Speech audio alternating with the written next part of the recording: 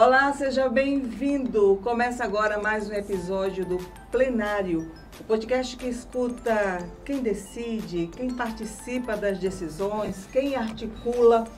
Hoje a gente recebe um personagem que atravessou décadas da história recente aqui de Rondônia, com passagens por sindicatos, Assembleia Legislativa, governo, Sebrae.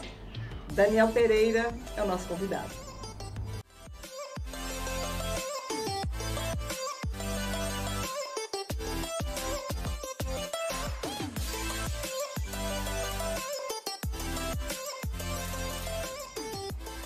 Ele nasceu no interior do Paraná, mas foi em Rondônia que plantou raízes.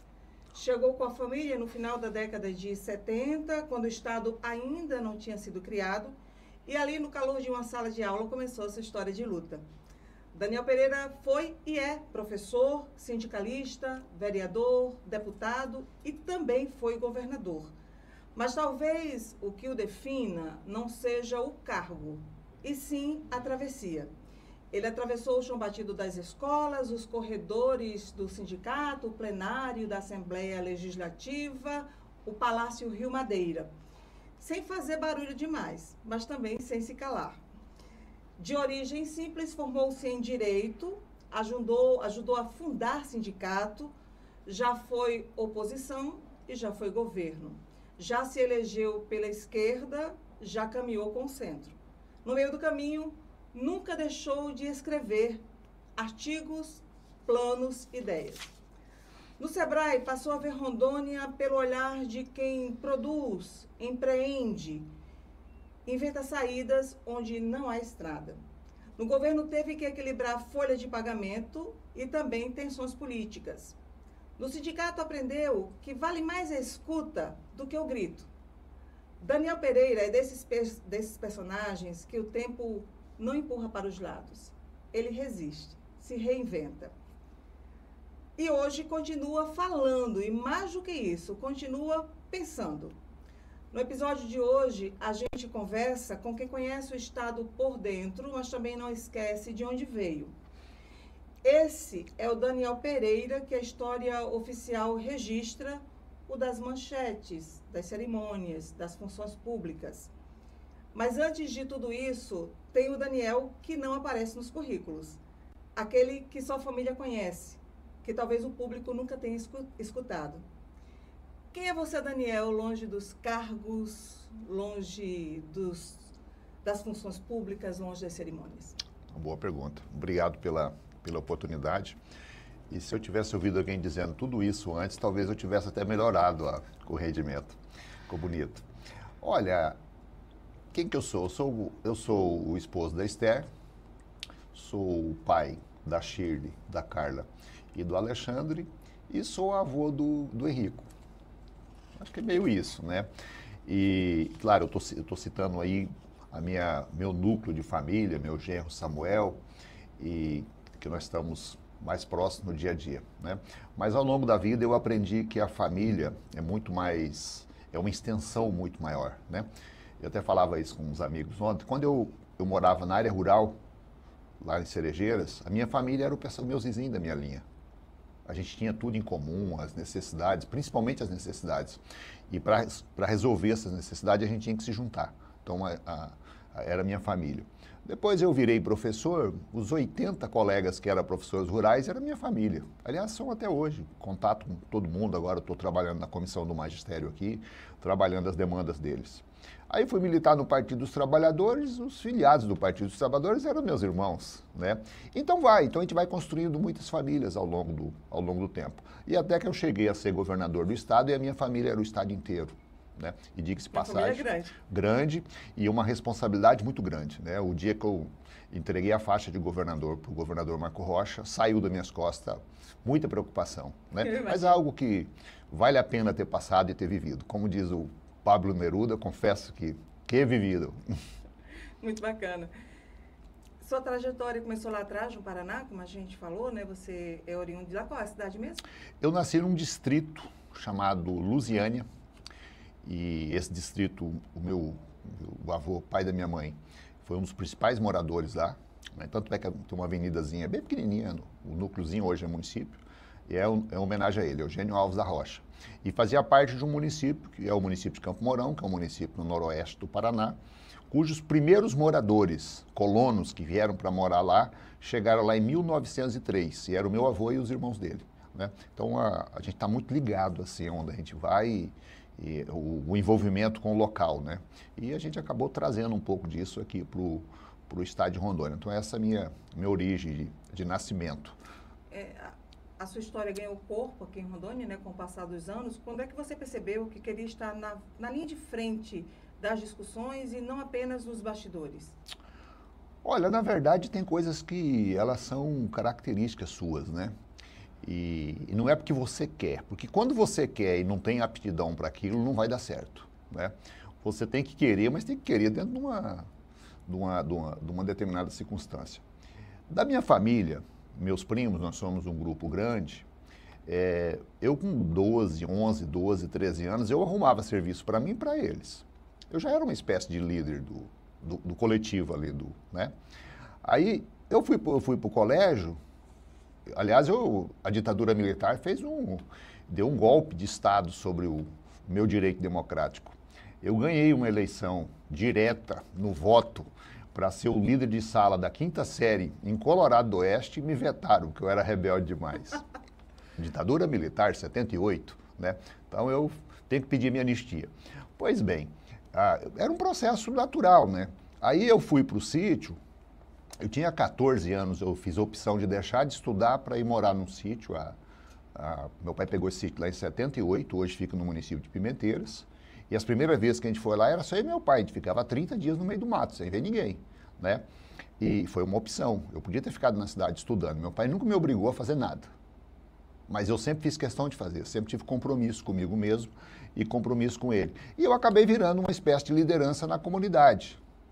Eu era novo, mas tinha um pouco mais de escolaridade e um pouco de jeito para conversar aqui e ali. Os problemas que o pessoal tinha me procurava, um tinha que fazer uma conta, precisava resolver, vinha comigo, o outro tinha que escrever uma carta para uma namorada que ele não conseguia escrever porque ele era analfabeto, e eu que escrevia. O legal é que nem sempre a carta saía do jeito que ele pedia, né? Não, isso aqui não está legal, vamos fazer diferente. Você tinha uma certa criatividade. Claro, né? Licença autoral. Claro, né? Mas ficou legal, deu certo. Aí eu virei professor na comunidade. Isso gera um espírito de liderança. E, como professor, logo cedo nós criamos uma associação de professores. Eu não era o principal dirigente, porque eu ainda estava na roça ainda, mas eu já fazia parte do grupo que decidia isso. E depois, quando nós fundamos o Sindicato da Educação, eu fiz parte do núcleo que ajudou a... Claro, os protagonistas disso eram o Roberto, que foi prefeito aqui depois, a Linete Ruiz, o Davi Nogueira e o Delmário Santana, que é de Jaru, e eu.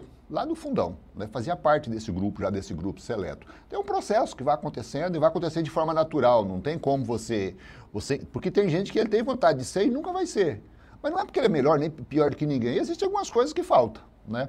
E eu, graças a Deus, quase todo local que eu fui, hora para bem, hora para mal, eu acabei sendo liderança no processo. Você sempre transitou ali entre política institucional e representação de base. Como é que foi se mover nesse território em que nem sempre os discursos da rua encontram eco no plenário?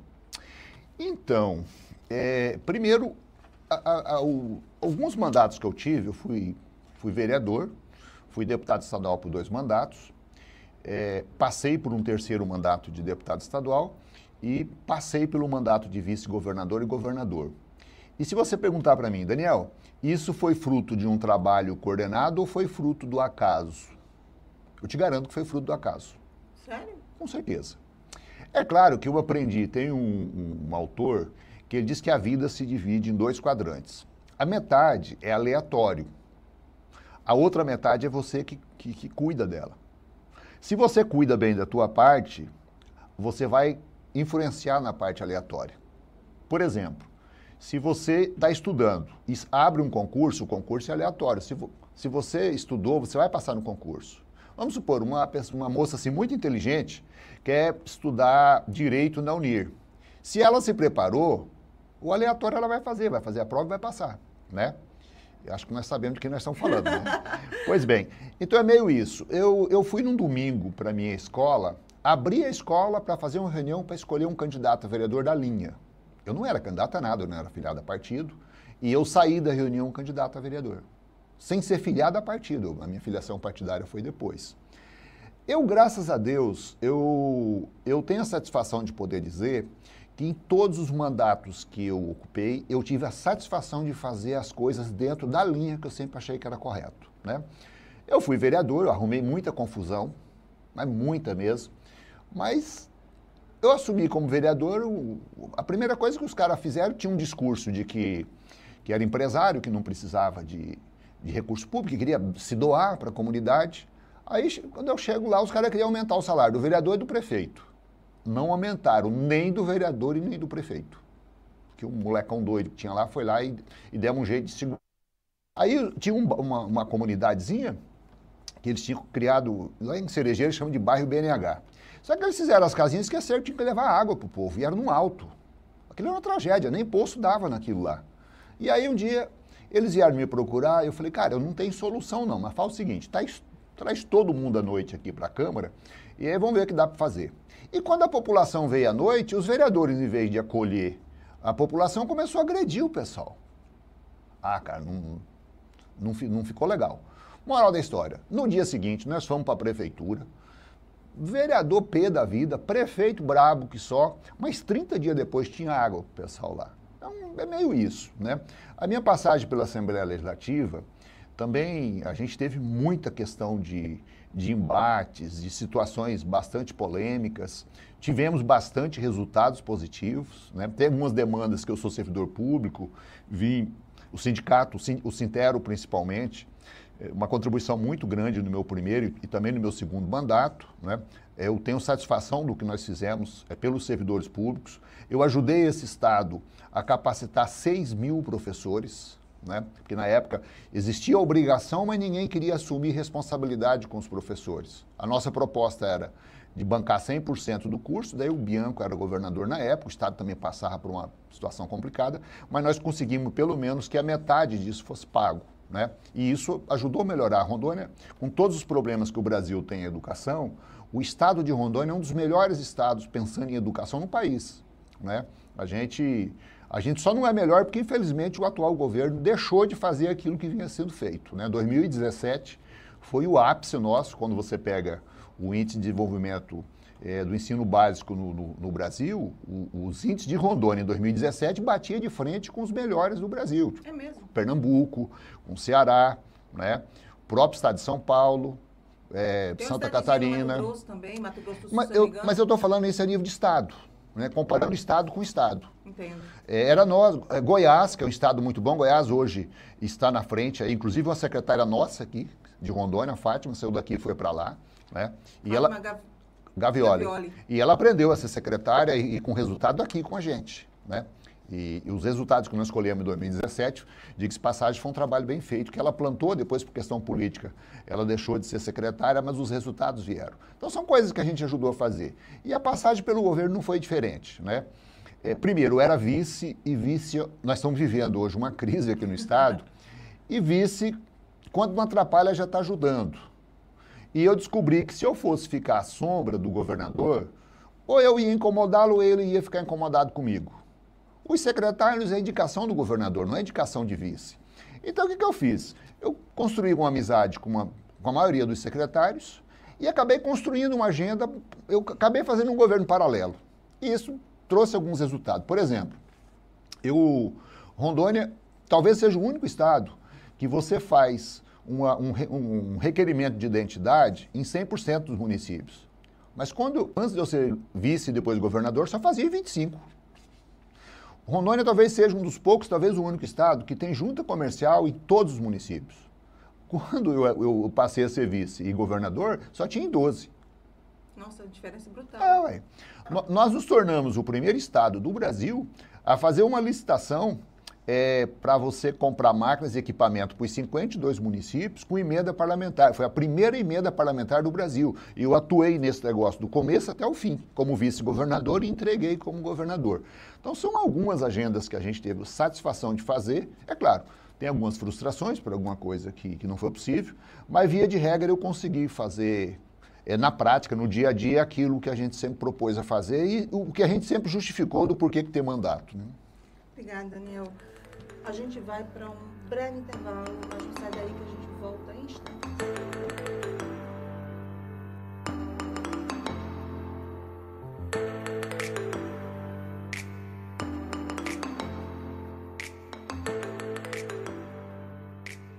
Olá, estamos de volta com o plenário. Eu sou Josi Gonçalves e converso hoje com Daniel Pereira, ex-governador aqui do nosso estado, professor, sindicalista. Daniel, o que te fez mudar de partido ao longo da vida? Foi pragmatismo, desapontamento ou reposicionamento ideológico? Na verdade, eu uso uma frase da deputada Erundina, que eu mudei só no número da casa, eu não mudei de rua, né? Porque eu militei no PT durante 20 anos e eu ajudei a construir a maior vitória do PT em Rondônia foi em 2002. Eu abri mão de ser eleito deputado federal para fortalecer o conjunto, né? Elegemos a senadora Fátima Cleide, elegemos 2 deputados federais, o saudoso Valverde e o Anselmo, e elegemos 4 deputados estaduais. O PT nunca mais fez isso. E a minha contribuição foi essa, porque eu passei durante 8 anos ajudando a construir o partido no estado inteiro. À época, eu era um dos poucos políticos que conhecia todos os municípios. E isso, inclusive, me trouxe um certo custo, porque na época a gente não tinha dinheiro para emenda parlamentar. Hoje está fácil, o cara compra todo mundo com emenda parlamentar. O Estado não dava conta de pagar a folha de pagamento, logo não tinha emenda parlamentar, né?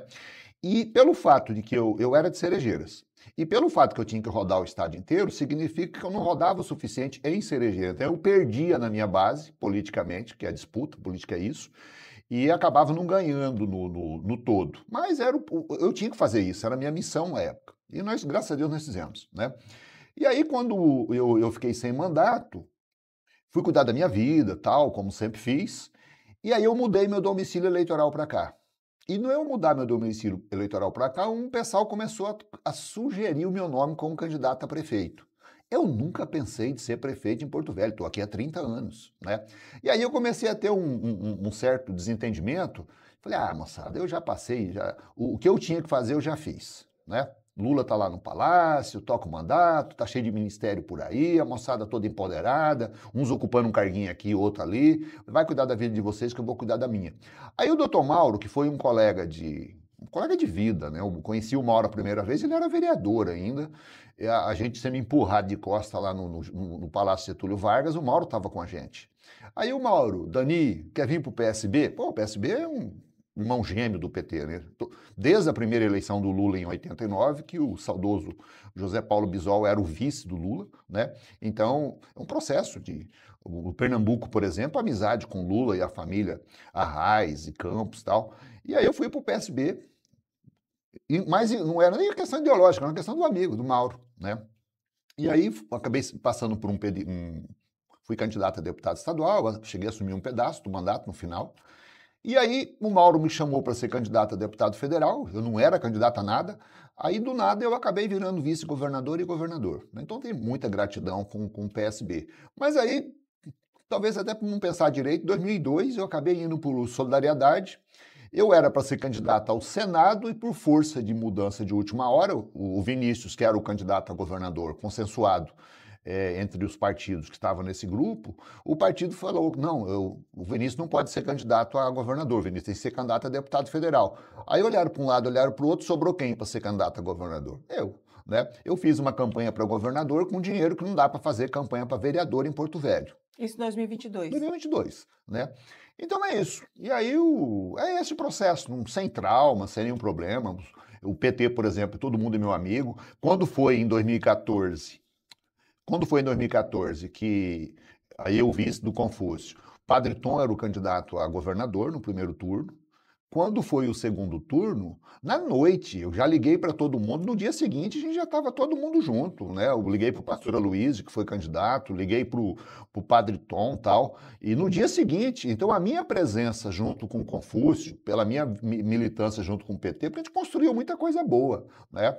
E disputa a gente teve aqui e ali, mas a gente sempre soube levar a disputa no campo da ideia, não no campo da pessoal, aquele negócio todo, e a gente foi construindo amigos. Disputa aqui, disputa ali, ganha aqui, perde ali, né? Então não tenho, eu só tenho gratidão a esses partidos, inclusive. Cada partido que eu tive, eu deixei não, eu construí um grupo de amigos e eu aprendi em cada um deles alguma coisa de útil na vida, né? Então só tenho gratidão pelos partidos onde passei.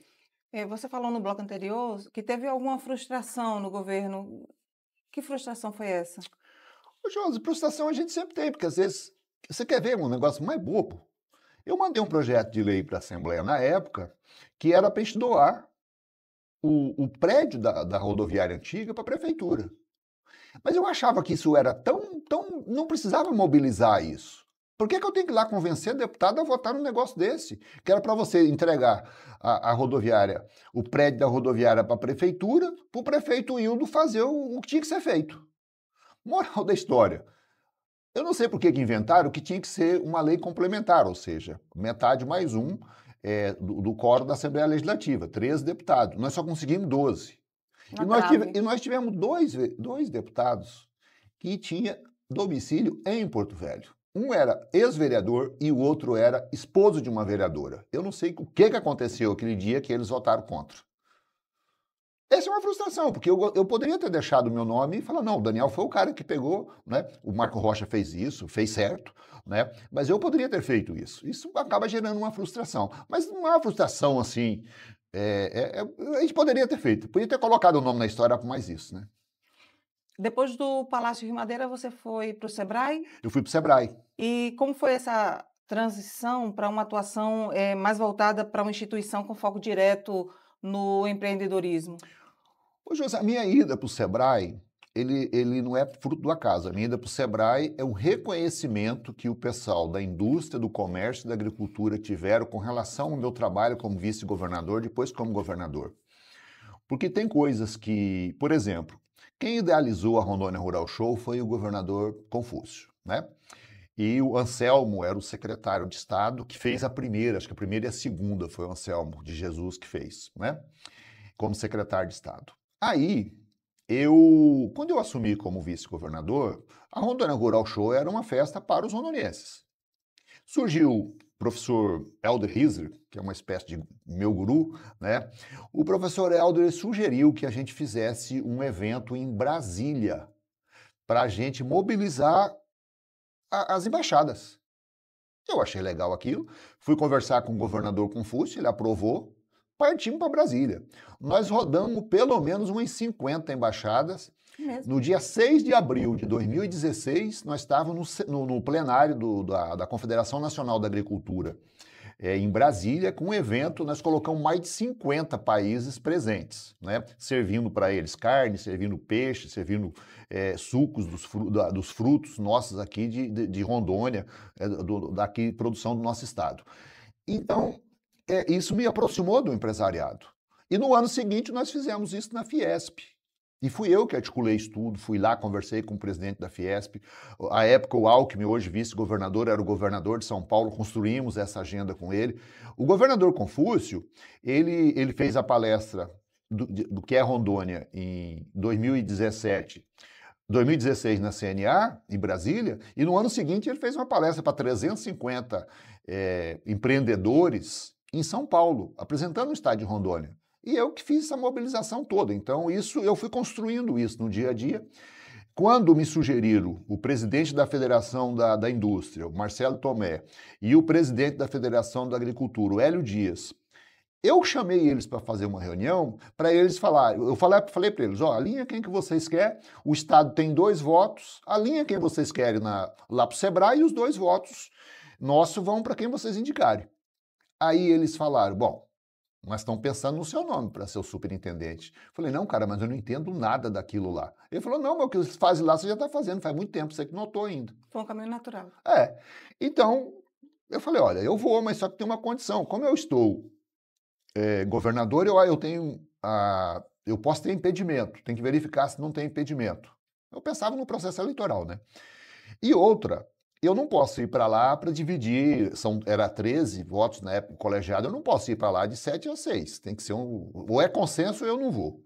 Moral da história, não tinha impedimento e consensuou, eu tive todos os votos para ser o superintendente do Sebrae. E foi uma experiência maravilhosa, né? Porque você compreender como é que funciona essa dinâmica da micro e pequena empresa, né? Aí é interessante a gente fazer um registro que quem mais contribuiu do ponto de vista legislativo para a micro e pequena empresa nesse país chama-se Luiz Inácio Lula da Silva, né? A lei complementar da micro e pequena empresa é a lei complementar 123 de 2006, governo Lula, presidente. Aí foi criado o microempreendedor individual, o MEI, lei 128, se não me falha a memória, de 2008, 2009. Então são 2 diplomas legais tem as digitais, não dos 10 dedos, mas dos 9 do nosso querido presidente Lula. É uma contribuição muito grande. E no Sebrae foi um trabalho maravilhoso, nós tivemos agendas inovadoras, nós construímos agendas, por exemplo, na área de educação. Talvez eu seja o único superintendente de Sebrae no Brasil que conseguimos colocar material didático para 100% das crianças da rede pública municipal no estado inteiro, 25 mil crianças, cartilha para melhorar o índice de débito do estado de Rondônia. Nós conseguimos fazer isso em 2019 e conseguimos fazer em 21, né? Graças à confiança e um apoio do Cicobi, lá com o nosso querido Ivan Capra, lá de Vilhena, né? O Salatiel, que é o presidente da Organização das Cooperativas, e um trabalho maravilhoso, né? E eu tenho muita satisfação de ter passado e ter adquirido essa experiência, né, à frente desse processo de geração de emprego e renda, que é a nossa micro e pequena empresa. Daniel, a gente vai para um intervalo rapidinho, daqui a pouquinho a gente volta para falar sobre pirataria no Madeira e sobre seu último artigo que você escreveu. É rapidinho o intervalo, a gente volta em instantes.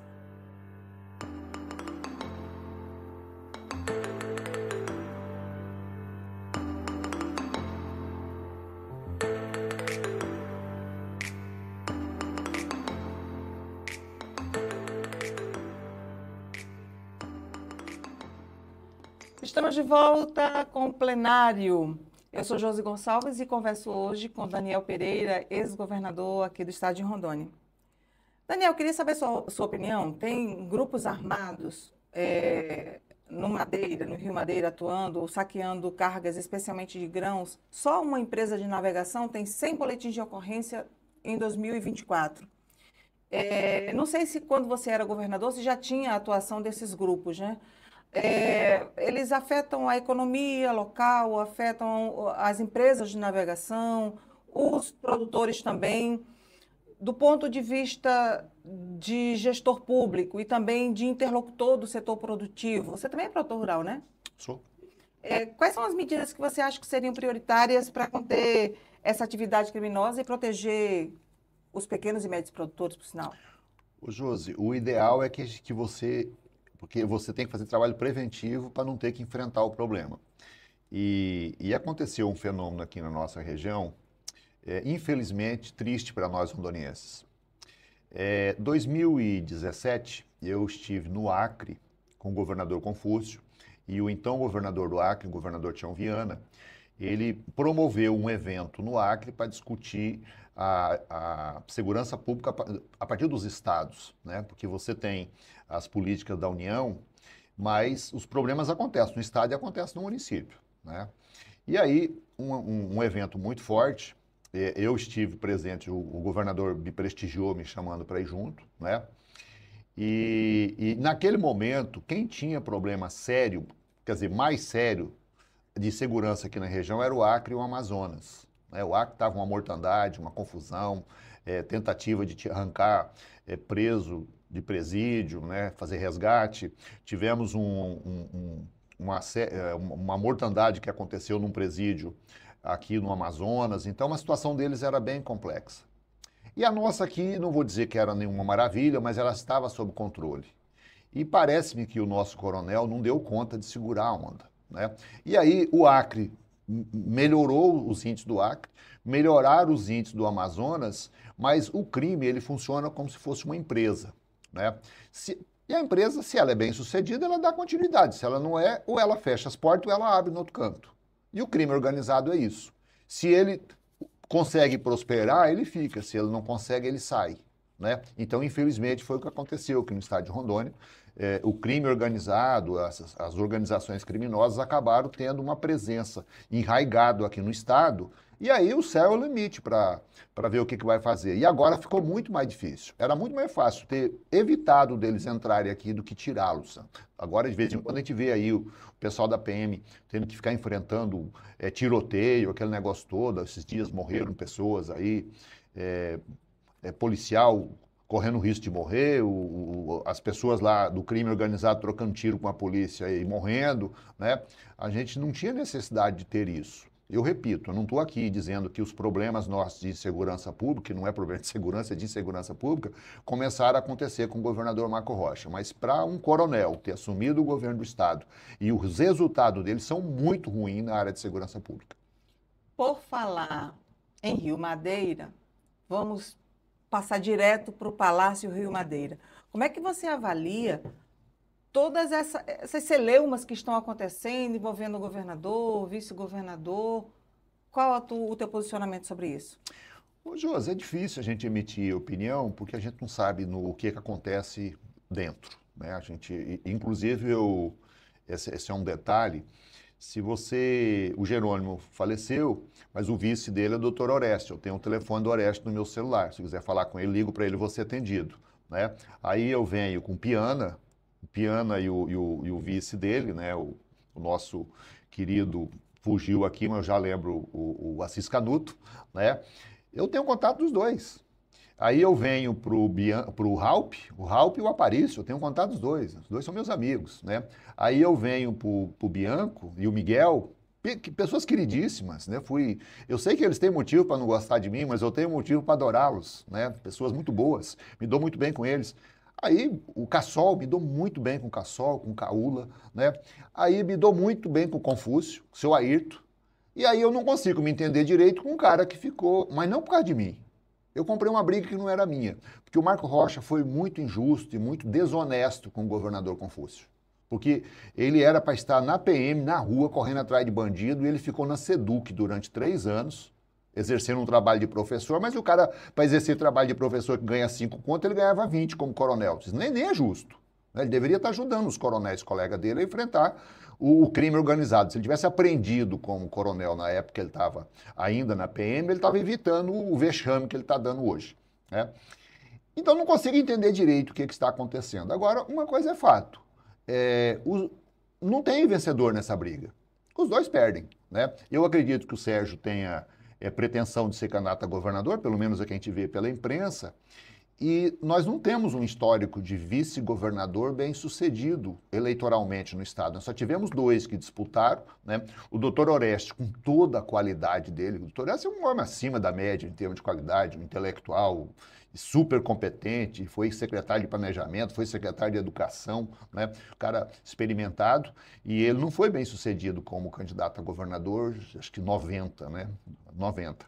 Né? E depois nós tivemos o Caula, que deixou uma pessoa também muito ligada ao governador Cassol, um cara de prestígio no estado, e de sintonia fina e tudo, o Confúcio ganhou a eleição do Caula.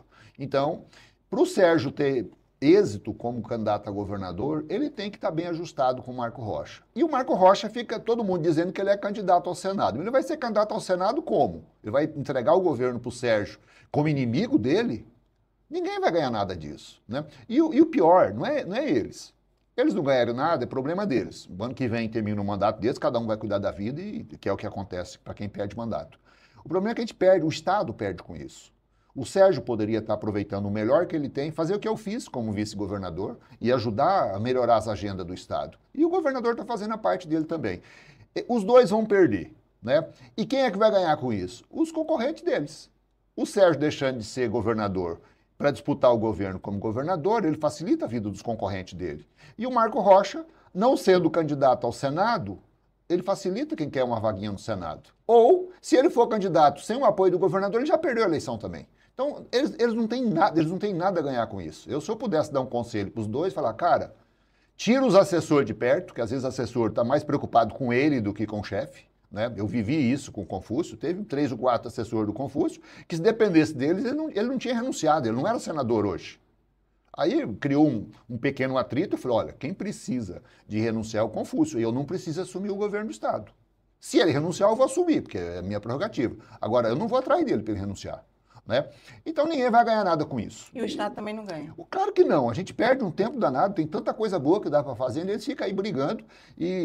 Mas eu garanto para você, José, você que é um jornalista, que se envolve, pode pesquisar isso. É muito mais pecuinha de peão aí que tem carguinho de secretário, de adjunto, os cambal, que está preocupado. Ele fala, não, mas se o Sérgio for governador, vai me exonerar. Então, para receber 9 meses a mais de CDS, ele prefere que o chefe dele não seja candidato ao Senado. Isso aconteceu com Confúcio e pode acontecer com Marco Rocha também.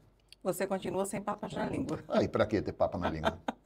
Você escreveu uma coluna recentemente, acho que foi o último artigo que você escreveu, e você criticou a tentativa dos Estados Unidos de proteger sua economia com tarifas, mesmo sendo os maiores defensores do livre mercado, né?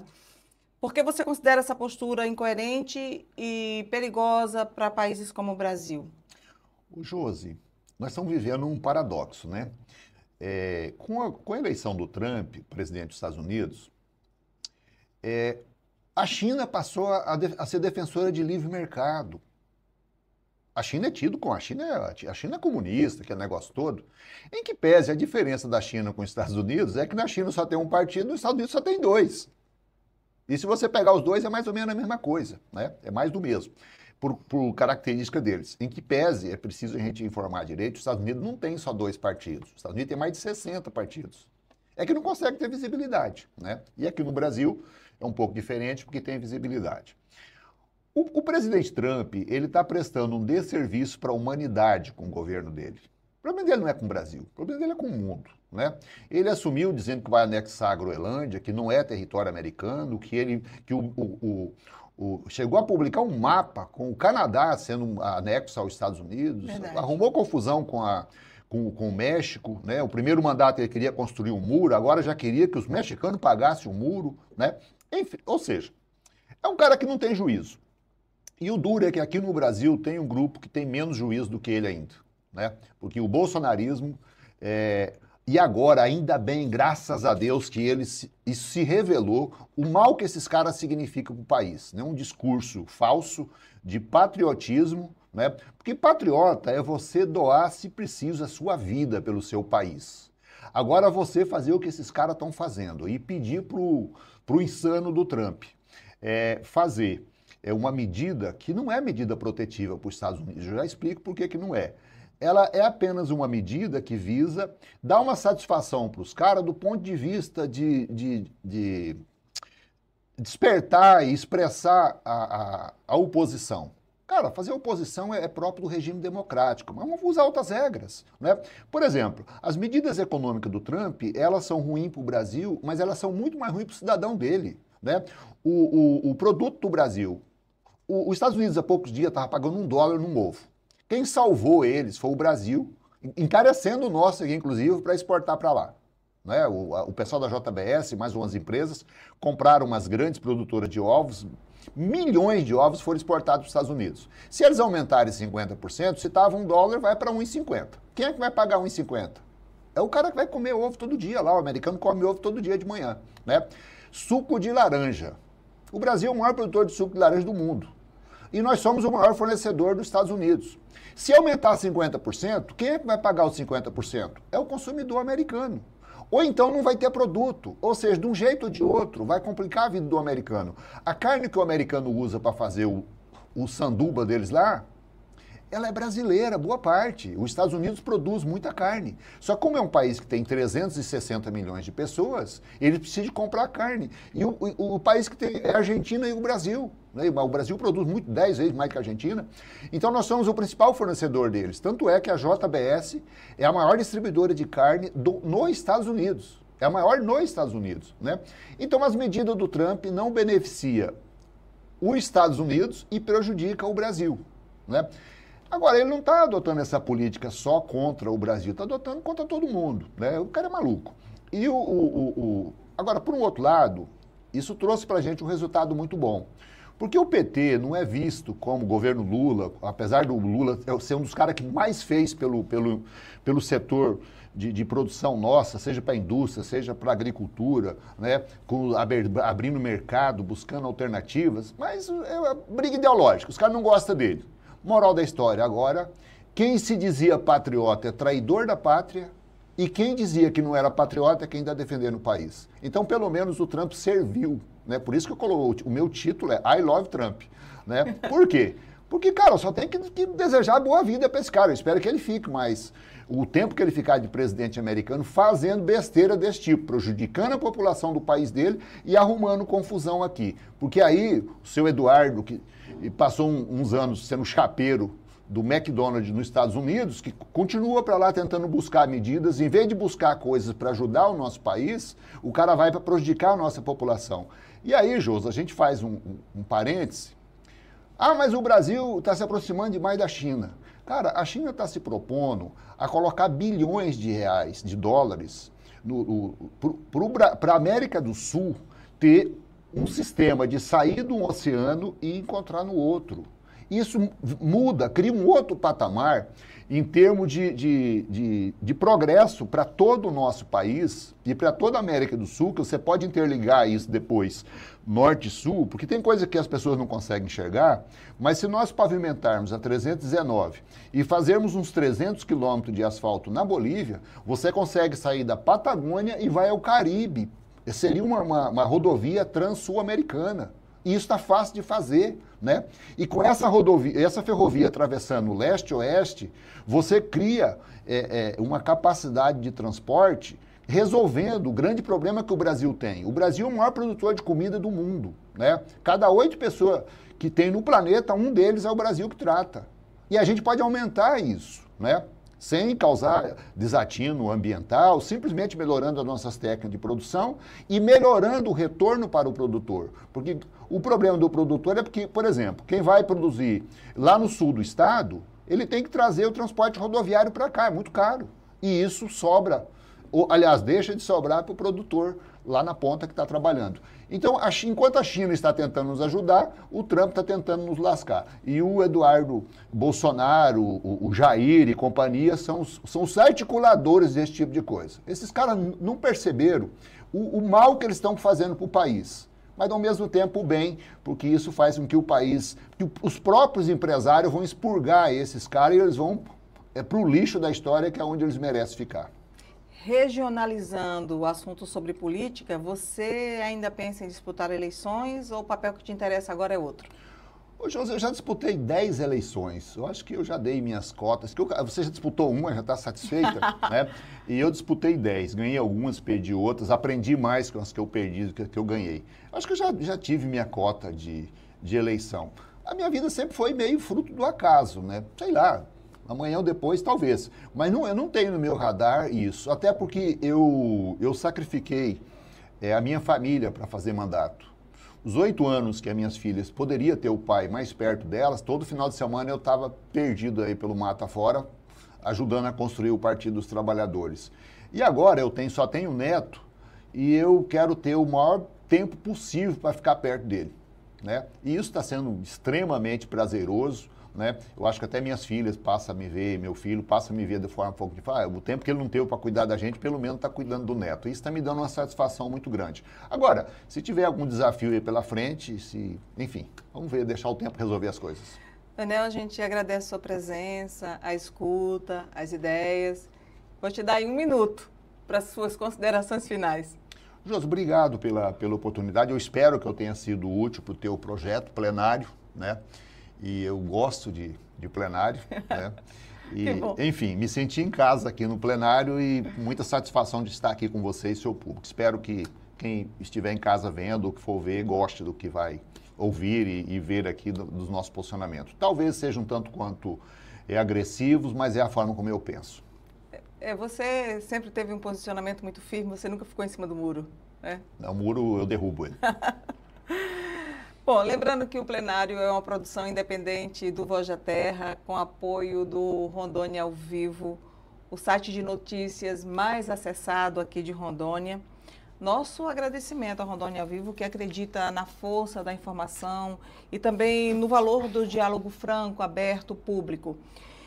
É com esse apoio que a gente segue levando a conversa para mais perto de quem toma parte das decisões e também de quem quer entender como essas decisões são tomadas. Você acompanha o plenário nas redes do Voz da Terra e no Rondônia ao Vivo. A gente se encontra no próximo episódio.